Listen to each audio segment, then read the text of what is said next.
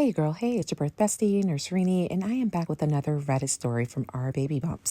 Here we teach childbirth education, and some of the education includes questions from Reddit that others may have. So let's dive in. Is the epidural worth it? So every woman I've talked to has given me mixed signals about the epidural.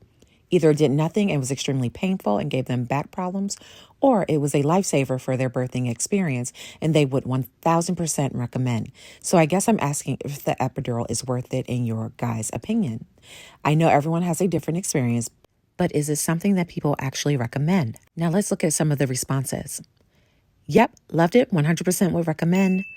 I agree, anyone who gives birth without one is a super being. Same. Another user goes, once I got the epidural, I was chilling. I played the NYT crossword, chatted with my husband, then took a nap. It's incredible modern medicine. Another user with a different story has something to add. I have had 2 unmedicated births without epidural. That said, I absolutely should have gotten one during my first labor. I had been induced with Pitocin and I was in absolute agony.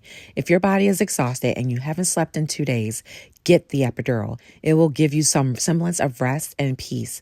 I personally go into labor with the mindset of, I would like to do this unmedicated, but if my body needs it, I am open to the idea. Another Redditor says, I had an unmedicated birth and a medicated birth. The epidural made it not painful at all. It started not to work on one side, so I had to roll over and it would get uncomfortable at times, but I legit thought I was dying when I gave birth with no epidural. So what's the verdict? What do you plan to do? And what do I recommend as a nurse? I recommend that you give yourself grace to do whatever it is that you feel in that moment. And the beauty of labor and delivery is you don't have to know right now or even when you arrive at the hospital, what you want to do. You have the time and space to make that decision as long as your baby will wait for it to get the epidural even at the 11th hour. I am often asked, when is it too late to get an epidural? I legit had a patient come in ready to push her baby out but refused, locked her ankles and said, I want my epidural. As long as you can sit still for the epidural, you can get it. How early is too early to get an epidural? There's no such a thing. Don't let anyone tell you otherwise. I have patients who come in as an induction of labor and will opt to get their epidural before they get their cervical ripening balloon placed so that they don't feel anything. Their goal is a pain level of -0. Are this our optimal times to get your epidural? Yes.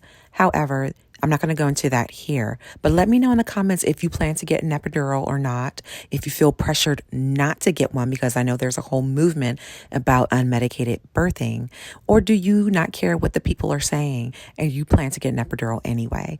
Did these comments from the moms in this Reddit subgroup change anything for you? Make sure you follow so that we can grow this channel and we can get the information out there to the worlds. Like, comment, share, and follow for more. Bye.